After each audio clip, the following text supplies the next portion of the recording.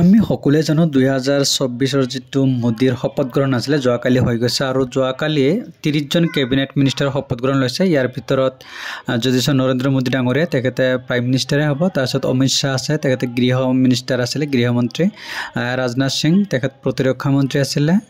ইয়াৰ পিছত নীতিন গাডকাৰী এখেতো বিজেপিৰে আছিলে, গড়কাপ্তান বিভাগৰ মন্ত্ৰী আছিলে। নিৰ্মলা সীতাৰাম, পীযুষ গোৱেল তেখেতো বিজেপিৰে হয়। আনহাতে যদি আমি চাওঁ ইয়াৰ পিছত JP নাড্ডা তেখেতো বিজেপিৰে হয়, সভাপতি আছিলে।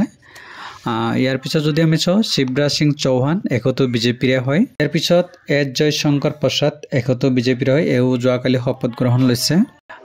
তাৰপিছত যাওঁ লাল খট্টাৰ এখেতো বিজেপিৰে হয়, এও যোৱাকালি শপত গ্ৰহণ লৈছে। এই হাঁহিমুখীয়া মানুহজন আমাৰ অসমৰ গৌৰৱ সৰ্বানন্দ সোণোৱাল তেখেতে জল আৰু পৰিবহণ বিভাগৰ মন্ত্ৰী আছিল আৰু এইবাৰো তেখেতে মন্ত্ৰীত্ব লাভ কৰিছে। আনহাতে HD কুমাৰস্বামী তেখেতে JDU দলৰ হয়, তেখেতো যোৱাকালি শপত গ্ৰহণ লৈছে। ইয়াৰ পিছত ধৰ্মেন্দ্ৰ প্ৰধান তেখেতো বিজেপিৰ হয়, তেখেতো যোৱাকালি শপত গ্ৰহণ লৈছে। কিৰেণ ৰিজিজু তেখেতে আইন মন্ত্ৰী আছিলে, তেখেতো আমাৰ নৰ্থ ইষ্টৰ হয়, তেখেতো এবাৰ মন্ত্ৰীত্ব লাভ কৰিব। আনহাতে যদি আমি চাওঁ জিতেন ৰাম মাঝি তেখেত বিজেপিৰ হয়, তেখেতো এবাৰ মন্ত্ৰীত্ব লাভ কৰিব। যোৱাবাৰো তেখেতে মন্ত্ৰী আছিলে মোদী সভাৰ। RR সিং তেখেত JDU দলৰ হয়, তেখেতো এবাৰ মন্ত্ৰীত্ব লাভ কৰিব, তেখেতো শপত গ্ৰহণ লৈছে। আনহাতে বীৰেন্দ্ৰ কুমাৰ তেখেতো বিজেপিৰ হয়, তেখেতো যোৱাকালি শপত গ্ৰহণ লৈছে, তেখেতো মন্ত্ৰীত্ব লাভ কৰিছে। আনহাতে যদি চাওঁ KRM নাইডু তেখেতে TDP দলৰ হয়, তেখেতো এবাৰ মন্ত্ৰীত্ব লাভ কৰিছে, যোৱাকালি শপত গ্ৰহণ অনুষ্ঠানত তেখেতো শপত গ্ৰহণ লৈছে। প্ৰহ্লাদ যোশী তেখেত কয়লা মন্ত্ৰী আছিল এসময়ত, তেখেতো যোৱাকালি শপত গ্ৰহণ লৈছে, তেখেতো মিনিষ্টাৰ হ'ব। আনহাতে জুৱেল ওৰাম তেখেত বিজেপিৰ হয়, তেখেতো এবাৰ মন্ত্ৰীত্ব লাভ কৰিছে। আনহাতে গিৰিৰাজ সিং তেখেত গ্ৰাম্য উন্নয়ন পঞ্চায়ত বিভাগৰ মন্ত্ৰী আছিলে, এখেত বিজেপিৰ হয়, এখেতো এবাৰ মন্ত্ৰীত্ব লাভ কৰিছে।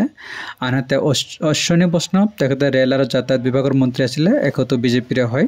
আনহাতে জ্যোতিৰাদিত্য সিন্ধিয়া তেখেতে ষ্টিল মন্ত্ৰী আছিলে, তেখেতো বিজেপিৰ হয়, তেখেতো এবাৰ মন্ত্ৰীত্ব লাভ কৰিছে। আনহাতে যদি আমি চাওঁ ভূপেন্দ্ৰ যাদৱ তেখেতে শ্ৰম মন্ত্ৰী আছিলে, তেখেতো এবাৰ মন্ত্ৰীত্ব লাভ কৰিছে।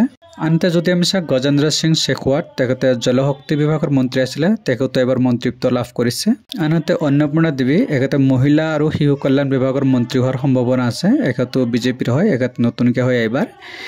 সিং পুৰী তেখেত বিজেপিৰ হয়, তেখেত পেট্ৰল আৰু প্ৰাকৃতিক গেছ মন্ত্ৰী আছিলে, এইবাৰো তেখেতে মন্ত্ৰীত্ব লাভ কৰিছে। আনহাতে মনসুখ মাণ্ডভিয়া তেখেত স্বাস্থ্যমন্ত্ৰী আছিল, তেখেতো বিজেপিৰ হয়, এইবাৰো তেখেতে মন্ত্ৰীত্ব লাভ কৰিছে।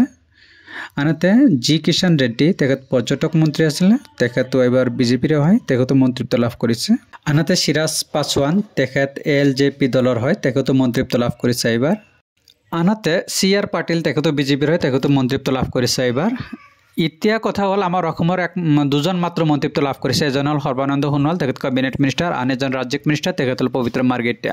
যোৱাকালি ৰাজ্যিক মিনিষ্টাৰ হিচাপে 40 জন মন্ত্ৰীয়ে শপত গ্ৰহণ লৈছে, অসমৰ মাত্ৰ 2জন মিনিষ্টাৰে ইয়াতে মানে স্থান পাবলৈ সক্ষম হৈছে।